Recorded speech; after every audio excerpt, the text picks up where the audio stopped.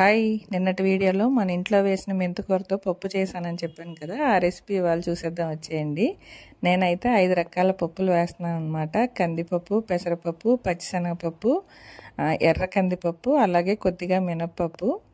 ఎర్ర కందిపప్పు ఒక గ్లాస్ తీసుకున్నాను, చిన్న గ్లాస్తో ఫుల్గా. మిగతా పచ్చిశనగపప్పు, పెసరపప్పు, మినప్పప్పు హాఫ్ కంటే కొంచెం తక్కువే తీసుకున్నాను అనమాట.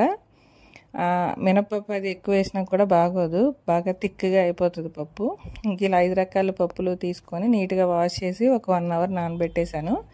తర్వాత ఇంకలా మెంతికూర అంతా తీసి అది బాగా క్లీన్ చేశాక ఇంకలా చేత్తోనే ముక్కలు చేసేస్తున్నాను అనమాట. లేతగానే ఉంది కదా అది.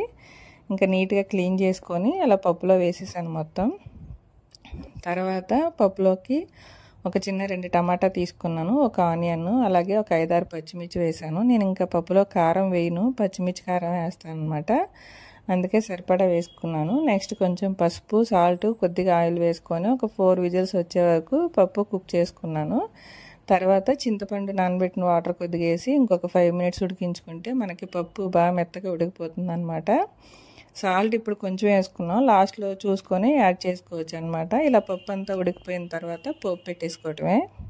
పోపు అందరికీ తెలిసిందే కదా. పోపు దినుసులు, ఎండుమిర్చి, కరివేపాకు, వెల్లుల్లిపాయలు, కొంచెం ఇంగువ వేసుకొని బాగా వేయించుకోవాలి. పోపు బాగా వేగితేనే ఆ ఫ్లేవర్ బాగుంటుంది అనమాట. ఇలా ఎర్రగా అయిన తర్వాతే నేను పప్పు వేసాను, అప్పుడు మనకు ఆ టేస్ట్ బాగా ఎన్హాన్స్ అవుతుంది అనమాట. ఇంకా కుక్కర్లో కొద్దిగా వాటర్ వేసి అందులో మిక్స్ చేస్తాను. సాల్ట్ ఇప్పుడు మనకు టేస్ట్ తగ్గట్టు వేసుకొని, కొత్తిమీర కూడా మనం వేసింది అనమాట, లేతగా కొంచెం వచ్చింది, అది వేసుకున్నాను. ఇంకా వేడివేడిగా రైస్తో తినేయటమే. నాకు పప్పుతో కన్ఫామ్గా సైడ్ డిష్ ఏదో ఒకటి ఉండాలన్నమాట. ఈరోజు అయితే పొటాటో ఫ్రై చేశాను, చిప్స్ కానీ ఏదో ఒకటి ఉండాలి.